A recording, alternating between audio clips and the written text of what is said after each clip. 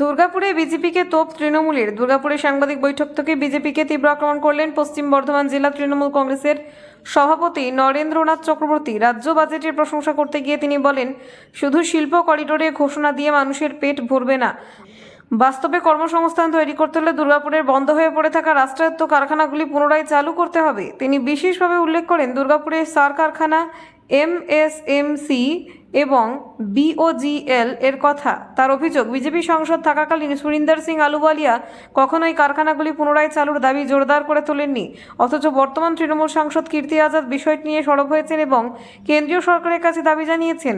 নরেন্দ্রনাথ চক্রবর্তীর কথায়, শিল্প করিডোর কাগজে ভালো শোনালেও সাধারণ মানুষের জীবনে তার সরাসরি প্রভাব পড়ে না। বন্ধ কারখানা খুললেই তবে প্রকৃত অর্থে কর্মসংস্থান ও অর্থনৈতিক চাঙ্গাভাবে আসবে। এই সাংবাদিক বৈঠকে উপস্থিত ছিলেন তৃণমূল নেত্রী অনিন্দিতা মুখোপাধ্যায়, অসীমা চক্রবর্তী, পার্থ দেশবাণী এবং অভিনব ব্যানার্জি সহ অন্যান্য নেতৃত্ব।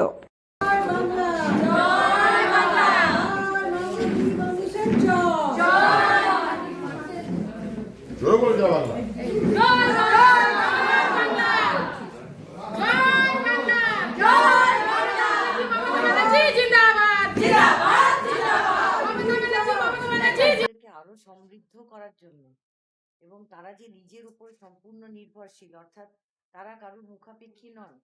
দেখুন, আমরা যেমন সবসময় গর্বিতা, শ্বশুরের পরিচয়ে, স্বামীর পরিচয়ে আমরা পরিচিতা হতে ভালোবাসি, নিজেদের ধন্য মনে করি, কিন্তু নিজের পরিচয় বাঁচা, নিজের অর্থ দিয়ে কিছু করা, তাদেরকে স্বনির্ভর করা, আমি আমার রোজগার করা টাকা দিয়ে আমার পরিবারের, আমার বাচ্চাদের, আমার স্বামীর হাতে কিছু তুলে দেবো, এটা তো তাদেরকে স্বয়ং সিদ্ধা করার প্রচেষ্টা।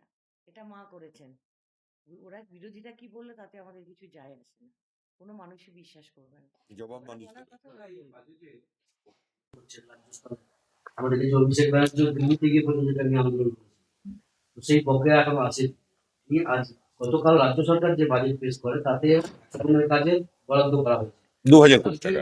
কেন্দ্রের যে বকেয়া সেটা মুখাপেক্ষী না থেকে রাজ্য সরকার নিজেরাই কাজে একদম একদম আপনারা জানেন যে শেষ যে টাকা ছিল বাকি বাংলার গরিব খেটে খাওয়া মানুষের এমজিএনএনআরজিএস এর টাকা, সে টাকা এরা আটকে দিয়েছিল। মমতা বন্দ্যোপাধ্যায় তখন বলেছিলেন ম্যায় হু না, এবং প্রতিটি মানুষের পয়সা রাজ্য সরকার মিটিয়ে দিয়েছিল।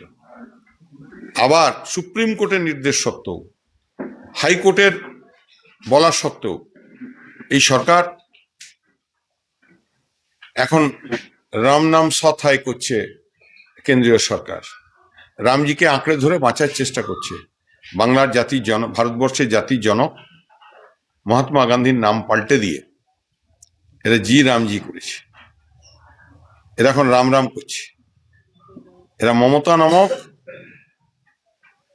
নেত্রীকে দিল্লির বুকে দিল্লি যে এদের বুঝিয়ে দিয়েছেন যে বাংলার বাঘিনীকে যদি কেউ খোঁচায়, মমতা বন্দ্যোপাধ্যায় কিন্তু তাকে আস্ত রাখবেন।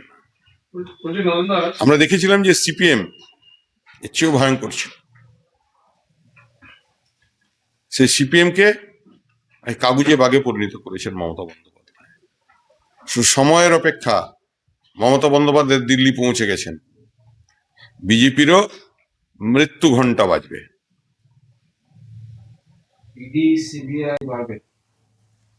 দেখুন, এটা তো বাংলার মানুষ জেনে গেছে। आज बंगाल का बच्चा बच्चा जानता है, वोट आएगा तो ईडी आएगा, वोट आएगा तो सीबीआई आएगा, वोट आएगा तो इनकम टैक्स आएगा, वोट आएगा तो जीएसटी आएगा। या নতুনত্ব কি? কেন্দ্রীয় বাজেট দুর্গাপুর তো পেয়েছে। আমরা কেন্দ্রীয় সরকারকে অনুরোধ করব আপনার মারফত, যে শুধু করিডোরে খোলা জলে পেট ভরে না, খাবার চাই। আমাদের সার কারখানা বন্ধ আছে, আমাদের এমএমসি বন্ধ আছে, এগুলো চালু করার ব্যবস্থা করুন, তবেই দুর্গাপুরের মানুষের জন্য কিছু করা যাবে। ফেক কথা বলে কোনো কাজ হবে না। দুর্গাপুরের শিল্প সম্প্রসারণ চাই।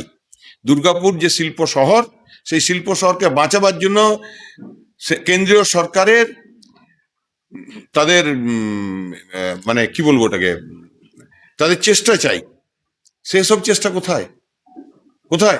এখানে তো এর আগের বার আলু আলিয়া সাহেব ছিলেন, এখান থেকে এমপি সাহেব, তাকে তো একবারও বলতে শুনিনি। বরঞ্চ আমরা ধন্যবাদ দেবো কীর্তি আজাদকে।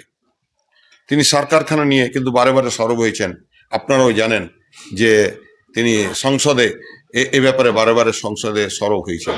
কিন্তু দুর্গাপুরের মানুষকে শুধু কথার কথা বললে হবে না, কাজ করে দেখাতে হবে, তবেই দুর্গাপুরের মানুষ এদিকে বিশ্বাস করবে। বলছেন আমরা